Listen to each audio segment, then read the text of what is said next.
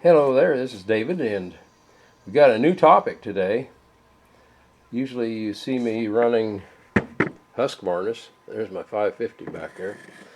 Anyway, about almost 5 years ago, we went to a tree farm meeting, and they had a raffle there, and I got lucky and I won a chainsaw. It's a little MS 170 Stihl, and I think that thing has around 30 cc's, so it's not, and it comes with a 16-inch bar, little 16-inch bar. So doesn't have a lot of horsepower, but anyway, it's now they sell for a little over 200. It was 180 bucks back then. Got that in 2018. Anyway, so that's been sitting on the shelf, not running, and I've got a bunch of little trees to cut down, or pole-sized trees, and I don't want to pack a big saw, so I'm taking the 550 and this little Stihl. So yesterday was the first time I ran it. It's been sitting dry for 5 years. Anyway, I gassed and oiled it, and had to choke it a while, but it fired up, and it ran great, and it fired up every time after I choked it good the first time. Anyway, it's running great, and thought we'd just go over one of the little differences on these. This is the reason I have always gone with Husqvarna, is because Husqvarna has the end of the crankshaft drilled, so you can grease this bearing without taking this apart. And dang, that thing just popped out. There it is, I found it. Hear that little E-clip go bang? You should set a rag under that when you take it off, and that keeps it from bouncing. Went poing. Take that off, and then your sprocket comes out. And what you want you to see on this sprocket, see that little dealie right there? Pay attention to that little deal. That deal drives your oil pump. And I'm going to bring this up here to the camera. You see right down there below my finger, you see a little wire sticking out. When you put that back in there, you got to line that notch in your drum with that driver for the oil pump. That's very important. And whoa, back up there, camera. Anyway, that's and it doesn't take much. All you got to do is get a little dab of grease on your finger.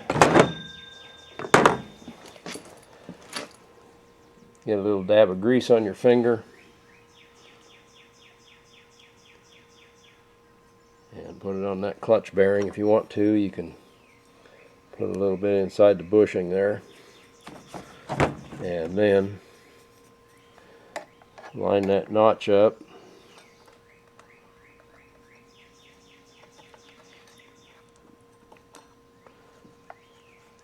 And there's a little mark there you can use to find that. You can pull that off and see if you're doing it right. There you go. That's right back on there. Put that back on. Then we got to put our E-clip back on there. And the best way to do the E-clip is with a set of pliers. Oops, it fell off again.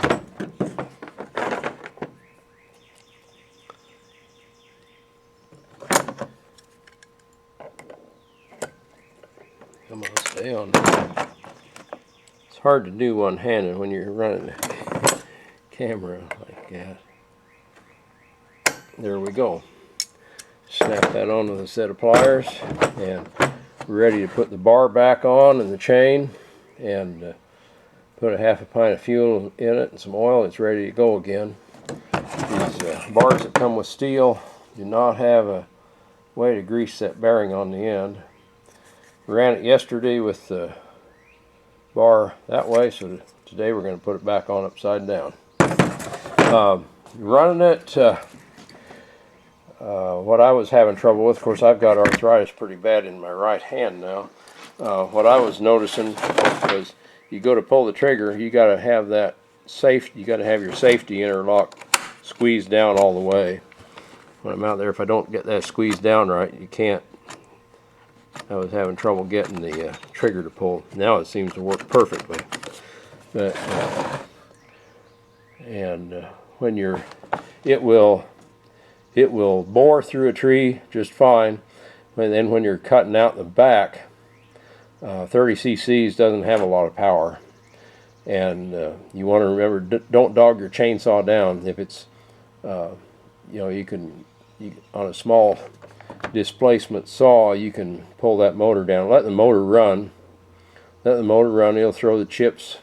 You pull it, you push too hard and you pull it down, and then you're not throwing chips. So let your motor run, and don't pull too hard when you're using a small one. This would be a good saw for a homeowner.